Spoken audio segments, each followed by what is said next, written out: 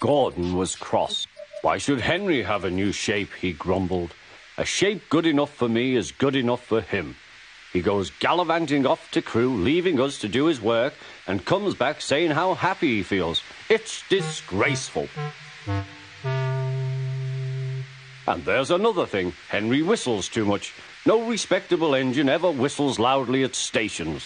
It isn't wrong, but we just don't do it. Poor Henry didn't feel happy anymore. Never mind, whispered Percy. I'm glad you're home again. I like your whistling. Goodbye, Henry, called Gordon. We're glad to have you with us again, but remember what I said. Later, Henry stopped at Edward's station. Hello, Henry, said Edward. You look splendid. I was pleased to hear your happy whistle yesterday. Thank you, Edward, smiled Henry. Shh, shh. Can you hear something? It sounds like Gordon, said Edward, and it ought to be Gordon. But Gordon never whistles like that. It was Gordon. He came rushing down the hill at a tremendous rate. He didn't look at Henry, and he didn't look at Edward. He screamed straight through the station and disappeared. Well, said Edward. It isn't wrong, chuckled Henry, but we just don't do it. And he told Edward what Gordon had said.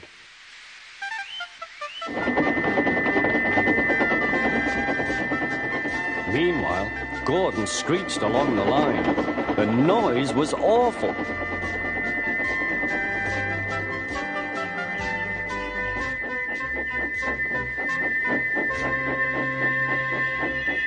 At the station, everyone held their ears. The Fat Controller held his ears too. Take him away, he bellowed, and stop that noise! Gordon puffed sadly away, but he wouldn't stop whistling until two fitters climbed up and knocked his whistle valve in place. That night, Gordon slunk into the shed. He was glad it was empty.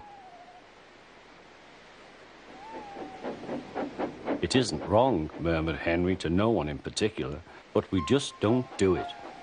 No one mentioned whistles.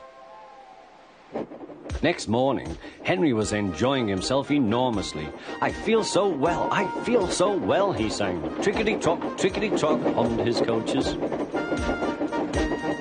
Then he saw some boys on a bridge. Peep, peep, hello, he whistled. Oh, he called. The boys didn't wave and take his number. They thought it fun to drop stones on him instead. They've broken our glass! They've broken our glass! Sobbed the coaches. The passengers weren't hurt, but they were cross. Call the police! No, said the driver. Leave it to Henry and me. What will you do, they asked. Can you keep a secret? Yes, yes. Well then, said the driver. Henry is going to sneeze at those boys.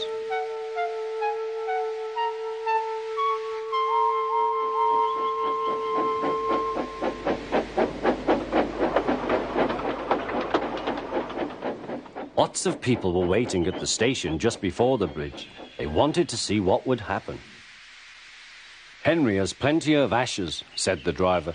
Please keep all windows shut till we have passed the bridge. Henry is as excited as we are, aren't you, old fellow? Henry was feeling stuffed up. Soon they could see the boys, and they all had stones. Are you ready, Henry, said his driver. Sneeze hard when I tell you.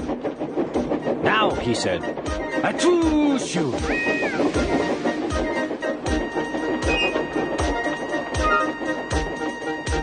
Well done, Henry, laughed his driver. Henry went home very pleased with himself.